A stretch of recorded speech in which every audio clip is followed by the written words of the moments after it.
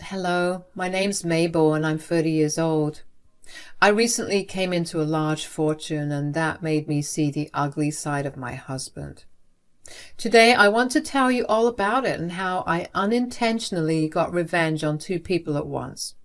Let me start off by introducing myself a little more. I grew up away from my grandparents, but we were still very close. I remember that every 34 months they would come over to our place just to spend time with me. I was the closest to my grandmother. I was the apple of her eye, and she never ceased to spoil me.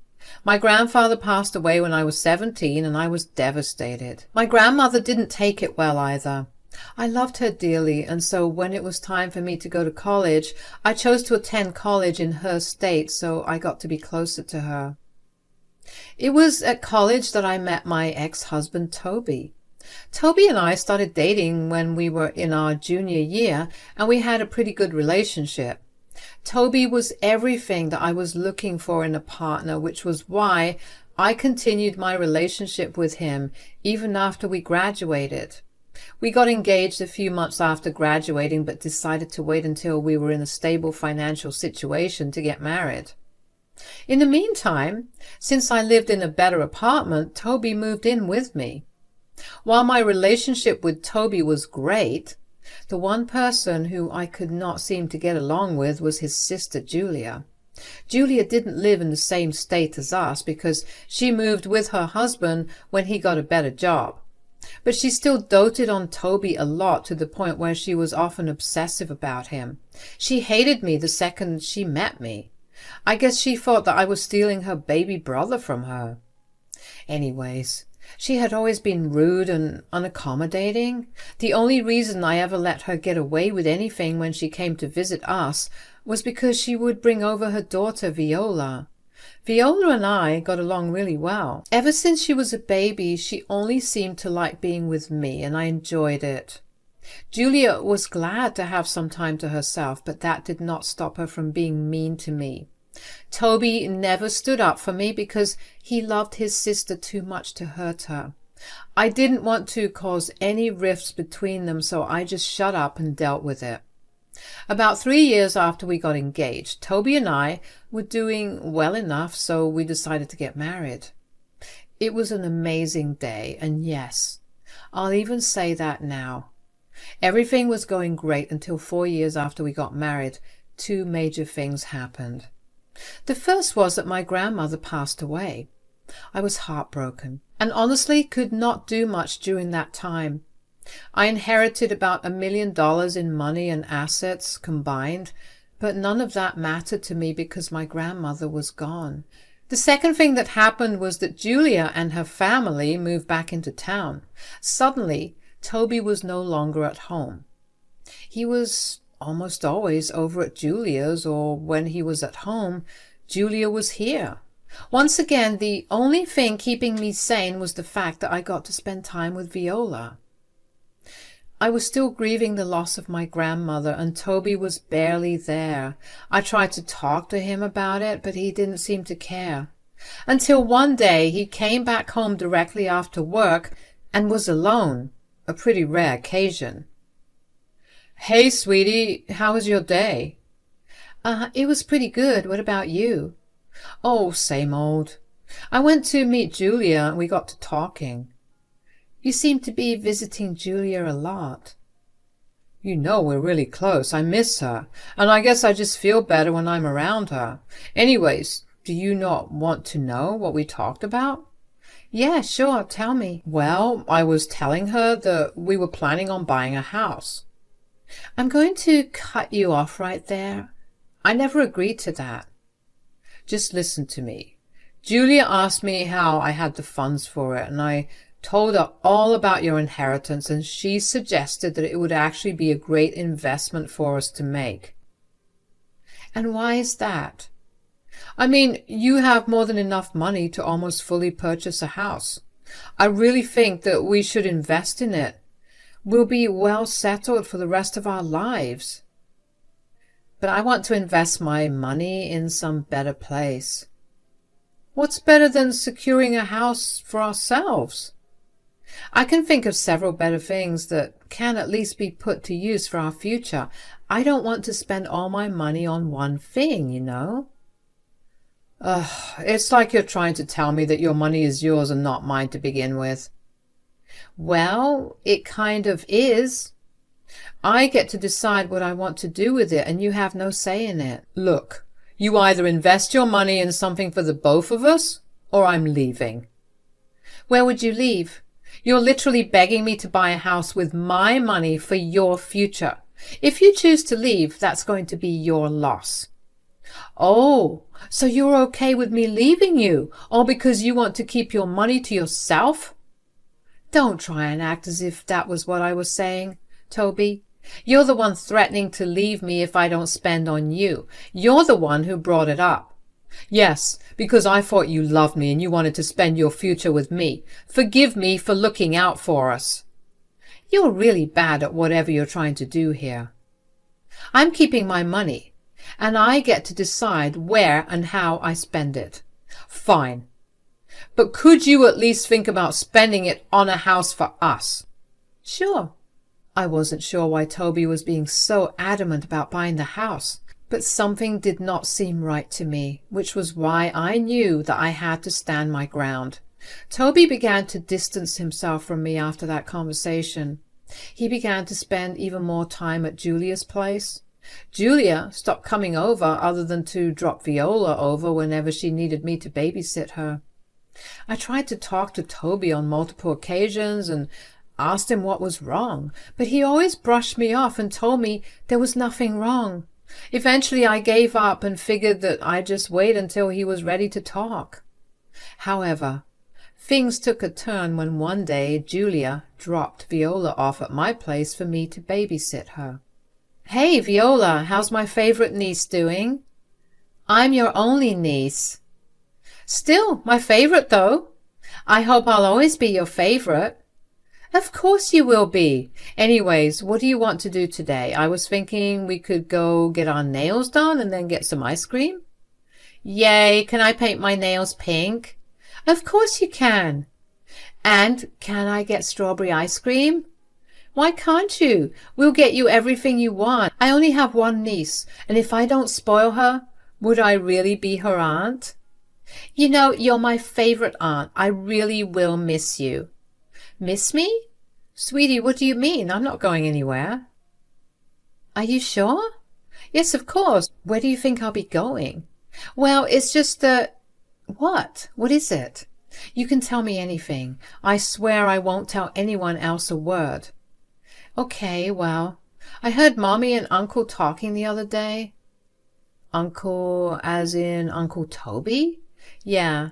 Mommy said she's going to help Uncle with getting some cases. Case?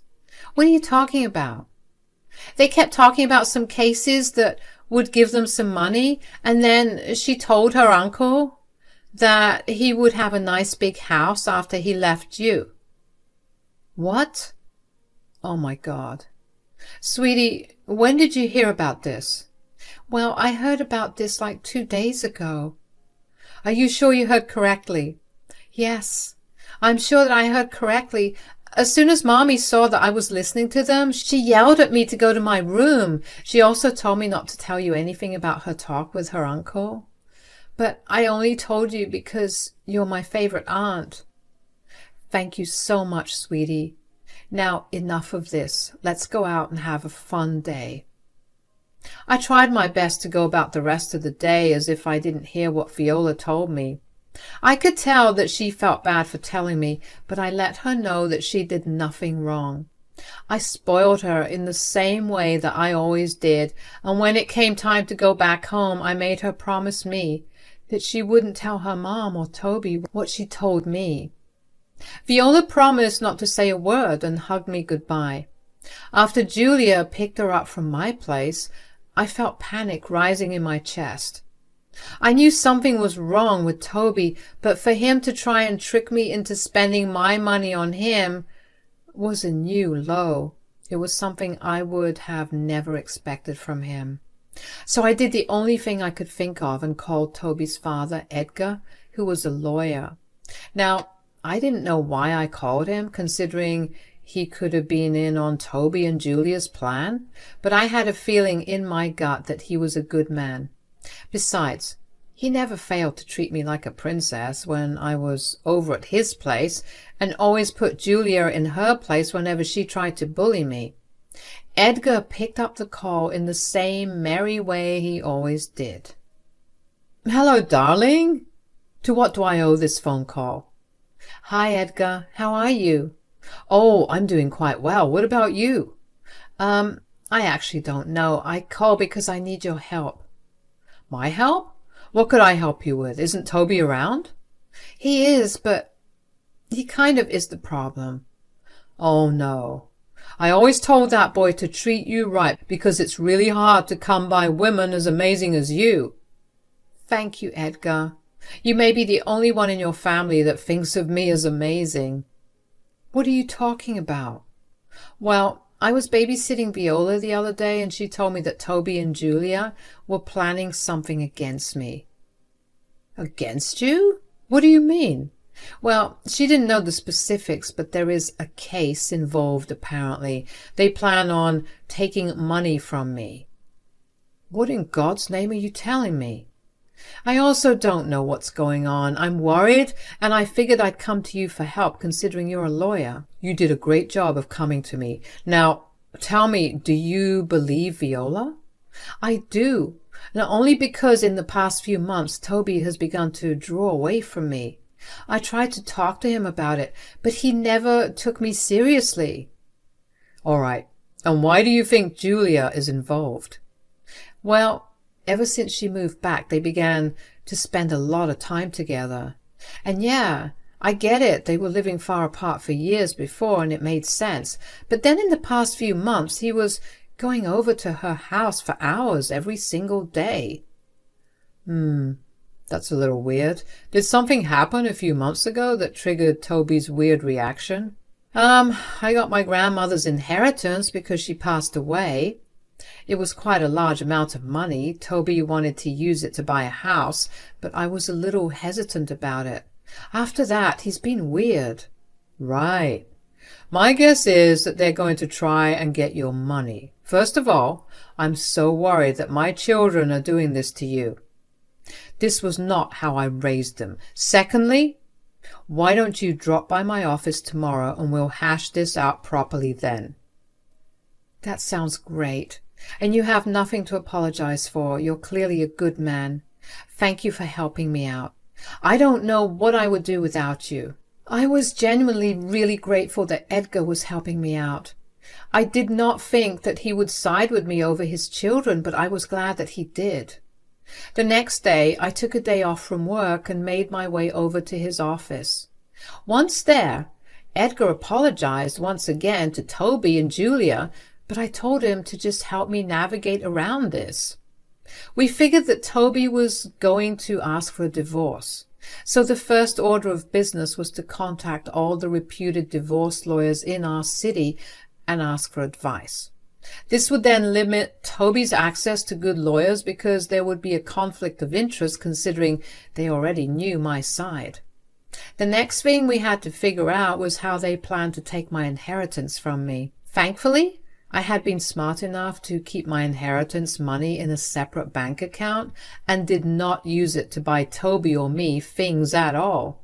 I did plan on buying Toby some luxury items that he'd always wanted, but clearly that was never going to happen. Since there was no other way for them to get that money from me, Edgar and I figured that they were going to outright steal from me. The only thing I could control then would be providing them with the perfect setup so I could catch them. You see, I had a top-of-the-line security system installed inside my apartment because I was paranoid about break-ins. This was a fact that Toby knew and agreed to when he moved in. The next thing I had to do was slyly let Toby know that my bank details were logged in on my laptop. That wasn't hard to do. I just had to pretend to have bank troubles that he could help me with. Lastly, I told Toby that I was going to meet a friend on the weekend, leaving him home alone. I then met Edgar, who would serve as a witness and would corroborate my alibi. In the middle of our conversation, I got a notification that money had been transferred from my account to Toby and I's joint account. I called the police and reported it. When I got back from meeting Edgar, Toby was sitting in the dining room and asked me to sit with him. "We need to talk." "Oh, about what?" "About us." "Okay." "We're not working out." "I agree." "You agree? What do you mean?" "Well, for starters, I did not like how you threatened to end the relationship over money, something I would have spent on us had you not done that." "I didn't think that you would." "Oh, and that's another point. You think so lowly of me, and I don't think that's a sign of a good partner." "Like, as if you've been a good partner. You've been selfish since the start, and I only bore with it because I loved you." "How in the world was I selfish? I helped you pay off your student loans first instead of mine. I helped you out for a whole year when you didn't have a job. I sacrificed so much to make sure that you were happy. The few times that I didn't do what you wanted, I became a selfish monster to you." "Don't act like what you did was some righteous thing. I would have done the same for you." "Would you? You never helped me out when I was sick. Why would I think that you would have sacrificed your comfort for me when I really needed it?" "You're just trying to make me feel bad." "No. And my last reason for not wanting to be with you is that I don't want to be with a lying, manipulative thief." "What are you saying?" "Don't think I don't know about what you and Julia have been planning. I saw you transfer money out of my account into our joint account. I know that you wanted to be able to split that during the divorce." No. "Oh, don't even bother. I know about everything. You are a pathetic man, and I see no reason to be with you." "Oh, well, I'll still get half of what I transferred into our account. I still win." "Will you?" "If I recall correctly, I had security cameras installed in my apartment, and you made that transaction from my laptop at a time when I wasn't at home. I've already reported you for theft. The police should be here any time soon." "You did what?" "Oh, here they come. Good luck. I'll see you in court." The relief I felt at finally seeing Toby pay for his actions was unparalleled. The following weeks were a nightmare of courtroom sessions and evidence viewing. Along with the charges of theft against him, I also filed for a divorce. Edgar was my lawyer and fought long and hard to ensure that Toby paid properly for his crime. Edgar won the case for me, and Toby was sentenced to 2 years in jail and was also fined an additional $30,000. Nothing was sweeter than the taste of revenge. Just as Edgar and I were celebrating our victory, Julia came up to us. Julia had conveniently been absent during all the previous trials and only chose to show up on the day of the verdict. That in itself spoke volumes about her, but when she approached us, she looked angry and pointed her finger at Edgar. "Dad, you were helping this witch." "Give me one good reason why I shouldn't have helped Mabel." I don't know. Because she literally put your son in jail?" "And he deserved his sentence. That will make him think twice before trying to steal from someone again." "How could you do that to your own son?" "No, Julia. How could you do that to your own brother? Don't think I did not see the real reason behind your plan. You were going to help Toby get the money so you could also reap the benefits of it." "I was trying to give him a break from this jerk here. You have no idea how toxic she is for him." "I don't think she was the toxic one, Julia. You were a bad influence on him, and he was stupid enough to fall for your little game. He's getting the punishment he deserves, and maybe now he'll think twice before ever listening to you." "You know, you're going to lose him this way. He will never talk to you." "Good, because I have no children as far as I'm concerned."